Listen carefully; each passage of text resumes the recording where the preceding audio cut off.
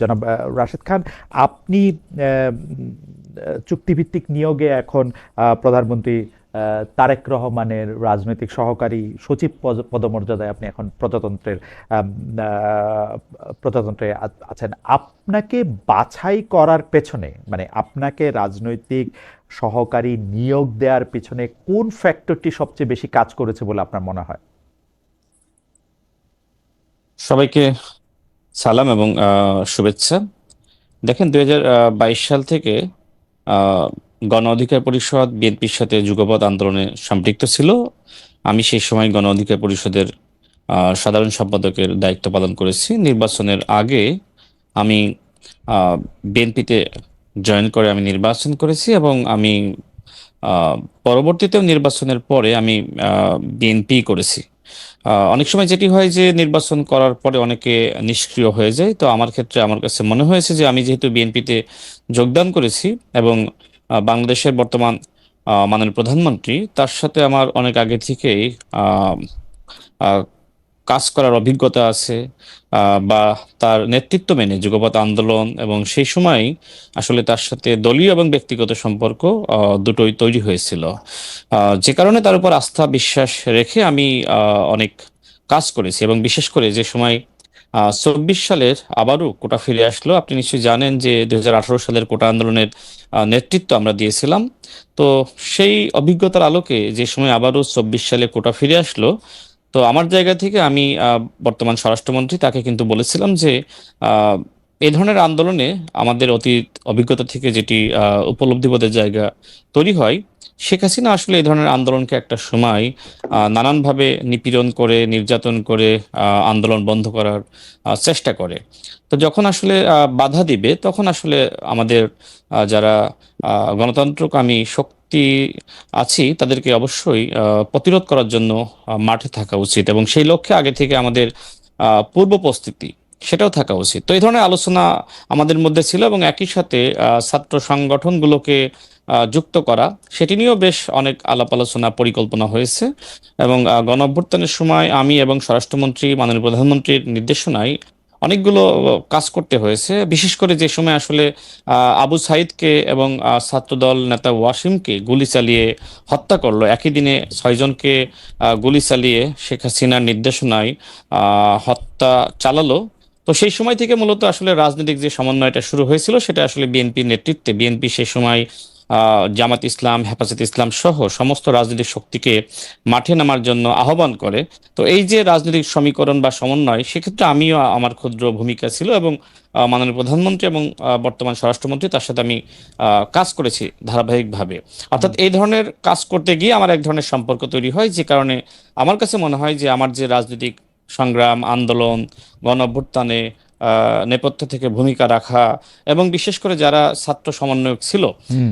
তারা কিন্তু সবাই আমার সাথে একসময় রাজনীতি করেছে, আমার সহকর্মী ছিল। তো সেই জায়গা থেকে যেহেতু বিএনপির সাথে একদিকে সম্পর্ক, অন্যদিকে এই ছাত্র সমন্বয়কদের সাথে সম্পর্ক, মাঝখানে আমি এবং নুরুল হক নূর থেকে আসলে অনেক ভূমিকা রাখতে সক্ষম হয়েছি।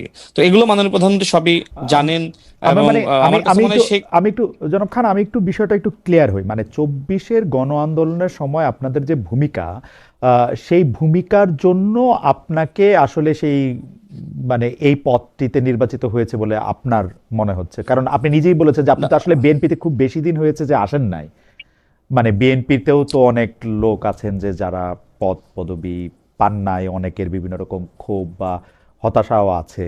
তো সেই ক্ষেত্রে আপনার 24-এর সময় কাজ করাটাই আপনার আসলে এই, এবং যেহেতু না, আপনি শুধুমাত্র সালাউদ্দিন আহমেদের সাথে থেকে আপনি সমন্বয় করেছেন, ওইটার জন্য আপনাকে আসলে এই পদটিতে নির্বাচিত করা হলো। আ- আচ্ছা, আমি আরেকটু ক্লিয়ার করি। হুম। আমি 2018 সালের বৃহৎ একটি ছাত্র আন্দোলনের নেতৃত্ব দিয়েছি, এবং সেই সময় শুরুর দিকে কিন্তু আমি মূল নেতৃত্বের জায়গায় ছিলাম। এরপরে আমি যে সময় অ্যারেস্ট হই, হুম। হুম। সেই সময় নুরুল হক নূর তিনি নেতৃত্ব দেন, হুম। এবং পরবর্তীতে জেল থেকে মুক্ত হয়ে আমরা সমন্বিতভাবে কোটা সংস্কার আন্দোলন সফল করি। হুম। অর্থাৎ 18-র কোটা সংস্কার আন্দোলন থেকে 24-এর গণ অভ্যুত্থান পর্যন্ত অনেকগুলো ছাত্র আন্দোলন বা যুগপৎ আন্দোলন আমি সবসময় সামনে থেকে ভূমিকা রাখতে চেষ্টা করেছি, এবং বিশেষ হুম। করে 2022 সাল থেকে বিএনপির সাথে যুগপৎ আন্দোলন, এবং এই আন্দোলন করতে গিয়ে বর্তমান মাননীয় প্রধানমন্ত্রীর সাথে আমার ব্যক্তিগত এবং দলীয় পর্যায়ে সম্পর্ক তৈরি হয় এবং অনেক কাজ একসাথে করেছি। ওকে। তার ধারাবাহিকতায় মূলত তিনি আমাকে আচ্ছা। চিনেন, জানেন। এবং আমার কাছে মনে হয়েছে, একটু শেষ করি 30 সেকেন্ডে, হুম। আমার কাছে মনে হয়েছে যে যেহেতু তিনি আমাকে দীর্ঘ সময় পর্যবেক্ষণ করেছেন, আন্দোলন সংগ্রামে আমার ভূমিকা সম্পর্কে জানেন, বিশেষ করে আমি সাংগঠনিক কর্মযোগ্য বলেন, লেখালেখি, বক্তব্য, আমার কাছে হুম। মনে হয় সামগ্রিকভাবে তিনি বিবেচনা করেছেন যে তার রাজনৈতিক মানে সহকারী হিসেবে আমাকে হুম। নিয়োগ দেওয়ার। আম, মানে রাজনৈতিক সহকারী হিসাবে নিয়োগ দিতে গেলে তো আমরা আবারও পরে নিশ্চয়ই, না আপনি আবারও 1 মিনিট একটু বলতে পারেন যে রাজনৈতিক সহকারী হিসেবে ইয়ে করতে গেলে তো রাজনীতিটা বিশ্বাস করতে হবে। আপনি বিএনপির রাজনীতিটা কবে থেকে বিশ্বাস করেন? অনেকেই বলেন যে আপনি যেহেতু টক শোতে খুবই উচ্চকণ্ঠ, আপনার বক্তব্যের ক্ষেত্রে আপনি খুবই যেটা আমরা দেখি আর কি, যে সংস্কৃতিটা যে খুবই আক্রমণাত্মক ভাষায় কথা বলতে পারেন, সেই জন্যই কি আপনাকে আসলে সামনে নিয়ে আসা হইলো, মানে ওইটার পুরস্কার হিসাবে, যে আপনি খুবই মানে যে যে প্রশ্ন আপনার পছন্দ হইলো না সেই প্রশ্নটা, বা যে বক্তব্যটা আপনার পছন্দ হইলো না সেই প্রশ্নে আপনি খুবই, ওইটার কি কারণ? কারণ আচ্ছা, রাজনৈতিক সহকারী হইতে হলে আমার আন্ডারস্ট্যান্ডিংটা হইলো যে আপনি তো বিএনপি রাজনীতি করতেছেন অল্প কয়দিন, মানে কোটা বিরোধী আন্দোলন বা সেটাতে আপনি রেলেভেন্ট ছিলেন বহুদিন, সেইটা অন্য কথা, কিন্তু আপনি বিএনপি রাজনীতিটা তো খুব বেশি দিন করতেছেন না। আচ্ছা। দেখেন, আমি মনে হয় আগে স্পষ্ট করেছি হুম। যে 2022 সাল থেকে মূলত মাননীয় প্রধানমন্ত্রীর সাথে সম্পর্ক এবং আন্দোলন করা, এবং আজকের এই টকশোতে আমাদের রতন ভাই আছেন, তিনি হুম। আমার সাথে যেভাবে বিতর্ক করবেন, হুম। আমিও ঠিক সেইভাবে, তিনি যদি আমার সম্পর্কে এখানে এমন এমন বক্তব্য দেন যেটার কাউন্টার দেওয়ার জন্য আমাকেও আসলে ওই ধরনের বক্তব্য দিতে হয়। হুম। তো এটা আসলে বাংলাদেশের রাজনীতিতে এটি আসলে হয়ে থাকে। কেউ যদি আহ, ইট মারে, তাহলে তাকে যদি আপনি পাটকেল না মারেন, সে কিন্তু ধারাবাহিকভাবে আপনাকে ইট মারতেই থাকবে। তো এগ্রেসিভ হওয়া আসলে এটা, বা কাউন্টার দেওয়া, এটা আসলে প্রেক্ষাপটের উপরে বা বিষয়বস্তুর উপরে ডিপেন্ড করে। এখন আপনার এই টকশো কোন দিকে যাবে, আপনি কোন দিকে নিবেন, আপনার ইন্টেনশন কি, আমার সেটির আমার উপর কিন্তু আমার বক্তব্য নির্ভর করবে।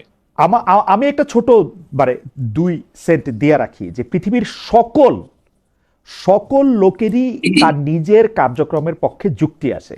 কেউ যখন কাউকে গুলিও করে দেয়, সে বলতে পারে যে ও আমাকে ইনস্টিগেট করছে, ও আমার জন্য ভালো ছিল না। কিন্তু অন্য মানুষের কাজের উপর তো আমার নিয়ন্ত্রণ নাই, আমার নিয়ন্ত্রণ আছে আমার কাজের উপর। অন্য একটা মানুষ আপনাকে প্রভোক করলো কিনা, আপনাকে একটা খারাপ বললো কিনা, গালি দিল কিনা, সেইটার উপর তো আপনার অ্যাক্ট নির্ভর করে কিনা। আপনি দয়া করে ব্যাপারটা ভাইবা দেখবেন আমরা এরকম রাজনীতি আশা করি কিনা, মানে পাল্টা আচ্ছা, আমি পাল্টি, ইটের আমি বদলে পাটকেল, আমি ইটের বদলে পাটকেলের রাজনীতিটাই আমরা আশা করি না। জনাব খান, আমি আচ্ছা, আপনার কাছে ফিরি একটু আমি পরে। আমি এই বিষয়ে একটু উত্তর দিই, জি। আমি এক জি। মিনিটে শেষ করব। জি। আচ্ছা, আপনি নিশ্চয়ই 2018 সাল থেকে আমাকে চিনেন, জি। জানেন, আমার রাজনৈতিক হুম। উত্থান হুম। পরিস্থিতি সব তো আপনার জি। চোখের সামনেই, তাই জি। না? জি। এখন গণ অভ্যুত্থানের পরে স্বাভাবিকভাবে রাজনৈতিক সংস্কৃতির পরিবর্তন হওয়া দরকার ছিল। কিন্তু যে সময় পরিবর্তন না হয়ে উল্টো লক্ষ্য করা যাচ্ছে যে বিএনপি সংগ্রামী মহাসচিব হুম। তার নেতৃত্ব নিয়ে, তার মন্ত্রিত্ব নিয়ে তিনি আগামীতে রাষ্ট্রপতি হওয়ার যোগ্যতা এগিয়ে আছেন নাকি তার যোগ্যতা নাই, এ ধরনের বক্তব্য আসে। হুম। এবং পাশাপাশি যে সময় আমাদের মাননীয় প্রধানমন্ত্রীর মেরুদণ্ড যে সময় 1/11 সময় ভেঙে দেওয়া হয়, তাকে আমরা নির্যাতন করা আমরা হয়, আসি সেটি আপনার নিয়ে। কাছে খান, জনাব খান, আমরা জি। আপনার কাছে আসি, কারণ এটা একটু বড় লম্বা সময় নিয়ে কথা বলতে হবে, সেটা আমি আপনার কাছে আসতেছি। আমরা একটু রতন ভাইকে শুনে আসি।